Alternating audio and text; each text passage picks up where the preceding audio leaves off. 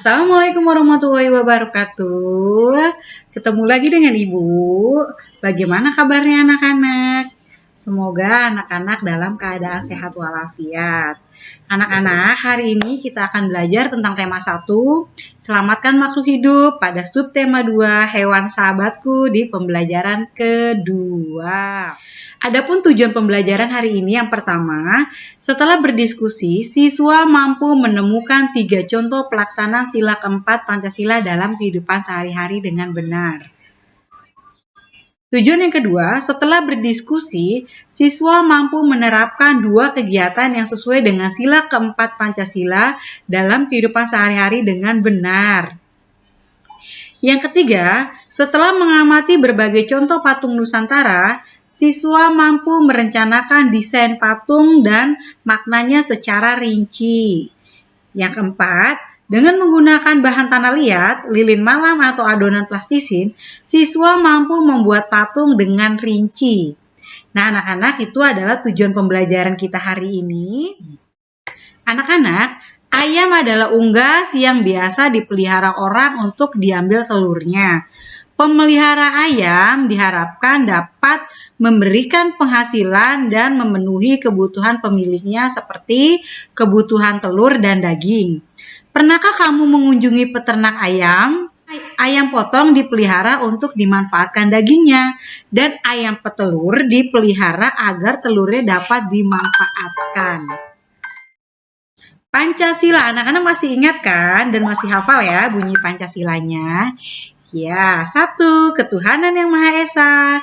Sila kedua, kemanusiaan yang adil dan beradab. Sila ketiga, persatuan Indonesia. Sila keempat, kerakyatan yang dipimpin oleh hikmat kebijaksanaan dalam permusyawaratan perwakilan. Dan sila kelima, yaitu keadilan sosial bagi seluruh rakyat Indonesia. Nah, anak-anak, pada sila pertama dan kedua, maknanya sudah kita bahas pada subtema 1, pembelajaran ketiga, dan pada sila ketiga sudah kita bahas pembelajaran keempat. Nah, hari ini kita akan membahas tentang makna Pancasila sila keempat. Ibu punya sebuah cerita tentang pengamalan sila keempat Pancasila. Santi sangat sedih. Ayahnya baru saja bercerita bahwa penduduk setempat mengeluhkan keberadaan peternakan ayamnya. Mereka tidak tahan dengan bau yang berasal dari peternakan ayamnya. Santi bingung. Peternakan ayam Santi adalah peternakan keluarga. Usaha dari peternakannya dapat menghidupi keluarga dan membiayai sekolahnya. Santi memiliki peternakan ayam petelur. Secara teratur, ia mengirimkan telur ayamnya ke pasar untuk disimpan di salah satu toko di sana. Santi tidak mau peternakan ayamnya digusur. Ia akan berusaha agar penduduk mau menerima keberadaan peternakannya. Apapun yang terjadi, Santi akan membela keluarganya agar peternakannya tetap beroperasi. Nah, anak-anak, dari kasusnya Santi tersebut, nanti anak-anak menjawab pertanyaannya yang berhubungan dengan penerapan Pancasila. Yang pertama, apa pendapatmu tentang sikapnya Santi? Yang kedua, apa pendapatmu tentang sikap penduduk? Yang ketiga, apa yang sebaiknya Santi lakukan dalam menghadapi masalahnya? Yang keempat, apa yang sebaiknya penduduk lakukan terhadap keberadaan peternakan ayam? Nah, dari keempat pertanyaan ini, nanti anak-anak salin di buku PS-nya dan dijawab ya, nak. Sila keempat Pancasila dilambangkan dengan kepala banteng. Sila keempat berbunyi, kerakyatan yang dipimpin oleh hikmat dalam permusyawaratan perwakilan. Sila keempat mengandung makna pemerintah dalam rakyat, oleh rakyat, dan untuk rakyat dengan cara musyawarah untuk mencapai mufakat.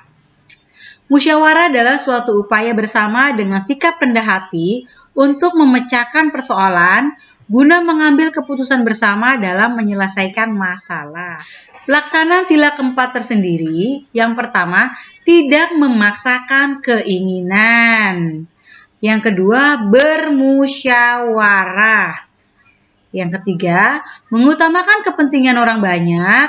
Dan yang keempat, menjalankan keputusan yang telah disepakati bersama. Itu adalah makna dari sila keempat Pancasila.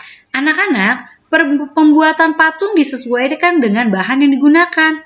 Ada bahan berupa kayu, ada yang dari batu, dan ada pula yang terbuat dari tanah liat. Setiap bahan memiliki teknik pembuatannya yang berbeda-beda. Berikut beberapa teknik pembuatan patung. Nah, teknik pembuatan patung, teknik membutsir adalah teknik pembuatan patung dengan cara memijit, menambah, atau mengurangi bahan yang dibentuk. Alat yang diperlukan yaitu butsir atau pisah sundip. Dan bahan yang digunakan adalah tanah liat maupun plastisin. Nah, seperti gambar di bawah ini ya, Nah ya. Ini adalah contoh teknik pembuatan patung dengan cara membutsir. Teknik yang kedua yaitu teknik memahat. Nah, teknik memahat adalah teknik mengurangi bahan dengan cara dipahat pada bahan yang digunakan. Alat yang diperlukan adalah pahat dan palu. Sedangkan bahan yang diperlukan kayu dan batu. Ini boleh anak-anak pilih salah satunya ya, nggak harus keduanya. Jadi teknik pahat ini bisa menggunakan batu dan juga bisa menggunakan kayu. Teknik yang ketiga yaitu teknik mencetak. Teknik mencetak tersendiri dibedakan menjadi dua jenis, yaitu teknik cetak tuang dan teknik cetak tekan. Pembuatan patung dengan teknik cetak biasanya menggunakan cetak tuang atau cor. Alat yang digunakan yaitu cetakan sesuai bentuk yang diinginkan. Bahannya sendiri terbuat dari semen, gips, fiberglass, ataupun emas cair. Nah, ini adalah contoh dari teknik mencetak ya, Nah, kemudian teknik berikutnya adalah teknik konstruksi. Teknik konstruksi ini digunakan dengan cara menyusun atau membangun bahan. Cara penyusunannya dapat dilakukan dengan membuat kerangka terlebih dahulu, lalu diletakkan dengan lem. Alat yang digunakan adalah rangka bangunan dan meja putar. Bahan yang digunakan adalah tanah liat plastisin, semen, maupun gips. Ini adalah contohnya nih ya. Contoh yang digunakan dengan teknik konstruksi. Baiklah anak-anak, terima kasih. Sekian penjelasan dari Ibu tentang pembelajaran kita pada subtema 2, pembelajaran kedua.